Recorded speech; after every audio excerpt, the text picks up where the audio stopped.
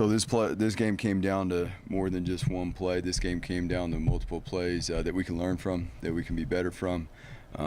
Besides the obvious of how much does this hurt, yeah.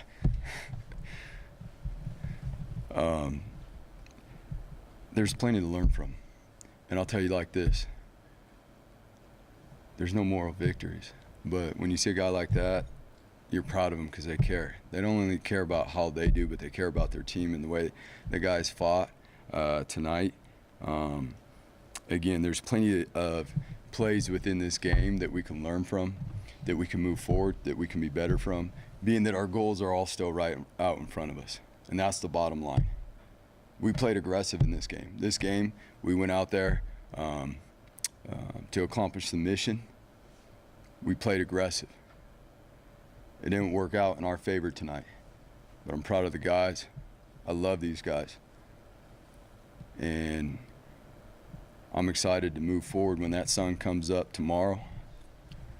I'm excited to grow and keep marching forward. Questions?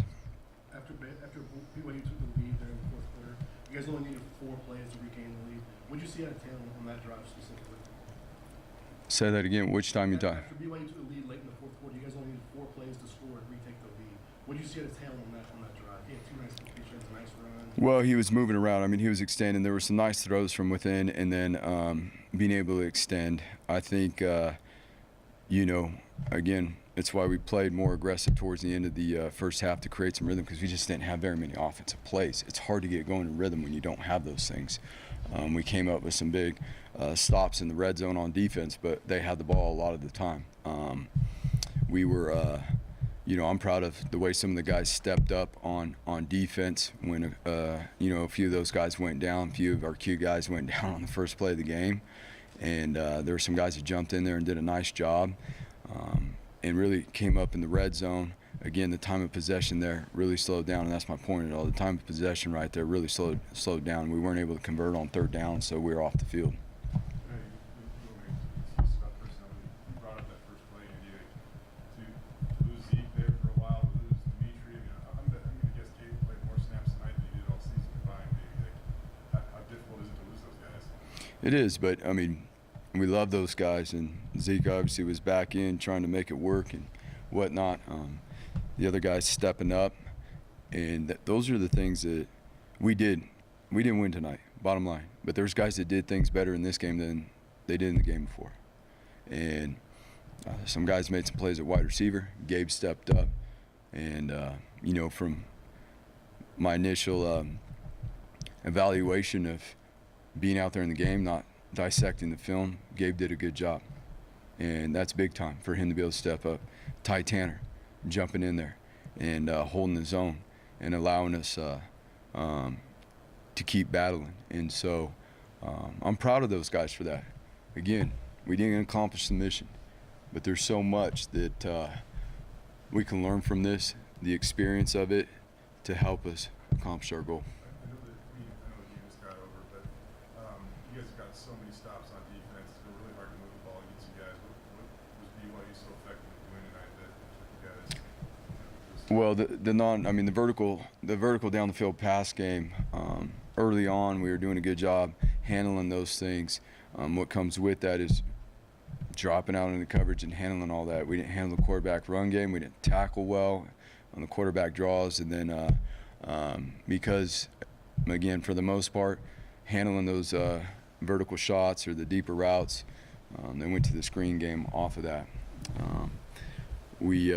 Ultimately, that comes down to us. That starts with me and making sure that we're putting those guys in a better position. But we can tip our hat to them too. They mix it up. They complemented some of the things they were doing.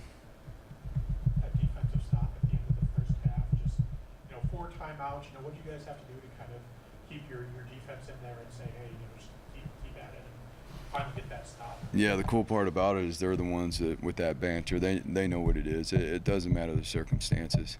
It never matters the circumstances, whether we're training, we're practicing, we are on the 1-yard line with 1 second left in the half, and they're going for it. The circumstances never matter. And again, we didn't accomplish the goal, but there's another thing right there that I mean, proud of our guys for their resiliency, and then again the offense coming out in the second half and what they were able to do. We didn't play 4 quarters of our best football, with both sides of the ball clicking. And as for us, as coaches, that's what we, that's where we go evaluate and look and see. Again, we did some good things, but there's obviously things we need to grow. You said it doesn't come down to one play, but the one that'll stick in the mind is the BYU touchdown at the end. What did you see from your perspective of how Caleb played that and just the play itself? I saw Caleb. He was in position. The guy made a one-handed catch, bobbled it, and then secured it before he went out of bounds. So, I saw the same thing. It doesn't come down to one play. There was a lot of plays in that game.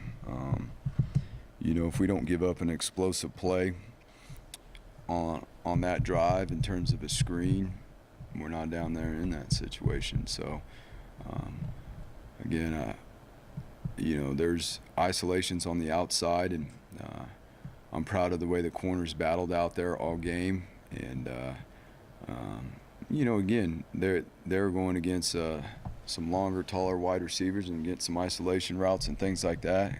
It's a learning experience. They'll be better for it moving forward. I love those guys, and I can't wait to see how they're going to respond. I heard McAllister's had a catch 3 games in a row now. His first career touchdown today. Seems like he's emerging in this wide receiver group. How high is his ceiling? Really high. We just missed him early on in the game there too, and down the other sideline. So we're excited about where he's growing. He's just got to keep on with it, just being consistent, coming every day, and it's not just about running those routes. It's about the process and make sure that we're continuing to grow and we're learning more. There's a lot that goes into the offense in terms of alignments, motions, all those different things besides just the route running. And he's growing at that stuff and being able to handle the full plan. And we're excited about where he can go and what his ceiling is, and we just want to keep seeing him do well. I know we asked you about him a little bit there, but these circumstances are far from breaking a redshirt freshman and your starting quarterback 5 weeks ago. What did you see out of him tonight? And, he was definitely trying to answer back there, and a lot of instances did in the fourth. Yeah, and that's where, again, being able to see him respond and get going and get stronger in the second half. And even there on that last drive, it's tough. To no one's fault, but when we get a penalty and it puts us behind the chains that far in a 2-minute situation, it's really tough. But even then, getting ourselves back into a position, a more favorable position to convert and move the chains. It's an experience for him. Again, we say it every time. Every time he steps out on the field, every time he he has a new drive. It's a new experience. We want to keep growing. He's going to grow from this.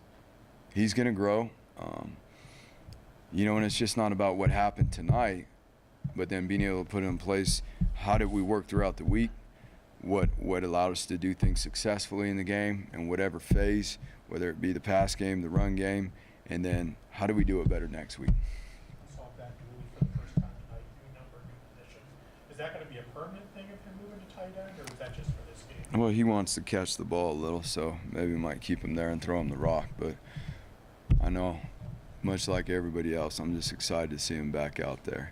He battled very, I'm not going to go into specific details, but a very unfortunate infection early on in camp, and we're just happy that he's back healthy and he's out there playing ball for the last couple weeks, getting himself back in shape. And this was the first week where he could get in the game and play a few snaps, and so we'll just continue to get him in shape as we move forward.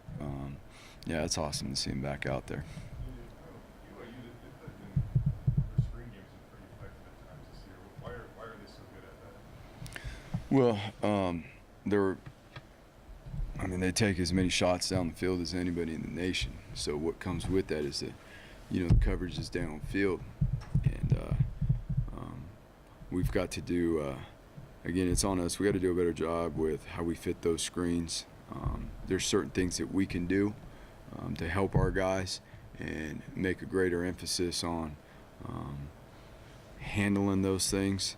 And again, it's not on the guys, it's on us. We'll make sure that we get it cleaned up, and we'll be better at those things. And then, you know what, it's fitting those screens too, is just the leverage of it in tackling. We didn't tackle extremely well out on the perimeter today. And you know, as you get into the grind of the season, you're trying to work new drills to make sure you're hitting all the different things you need to, because it is tackle football. We just got to make sure that we're doing a good job rotating the certain drills through and making sure the guys are getting all the work that they need to, given all the different situations that they'll be fitting guys up on the field. This was really the first game you guys have played that kind of came down to the absolute wire like this. How beneficial do you think it could be playing in a game like this as you guys move on to the season? Well, it's the second one, but yeah, every opportunity helps us, and that's the main. We are still in position to accomplish our goal. There are no moral victories. We set out tonight to protect the blue. We didn't get it done, but we can learn a ton from it to be able to grow forward 1 week at a time to accomplish our goal. And I'm proud of the guys. I'm proud of the guys the way they fought. And I can't wait to get back on the sideline with them. Might be a throwaway question, but I'm just gonna bring up the final play. Did you get any explanation from the refs on that touchdown, the final touchdown by BYU? They just said they secured the catch while he was in bounds. So, yeah, that's the way it goes sometimes, you know. And it's again, I mean, you got to tip your hat. Tip your hat. Guy made a really good catch. Again, Biggs was right in position,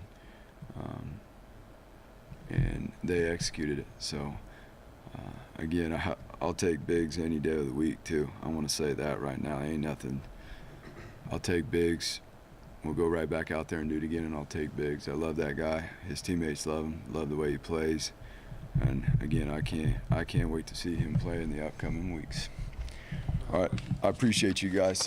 I appreciate Bronco Nation tonight, helping feel the resiliency of our team by the atmosphere, and we're really grateful for the fans and the way they show up and what they bring to the stadium. So we appreciate you guys. Have a great night.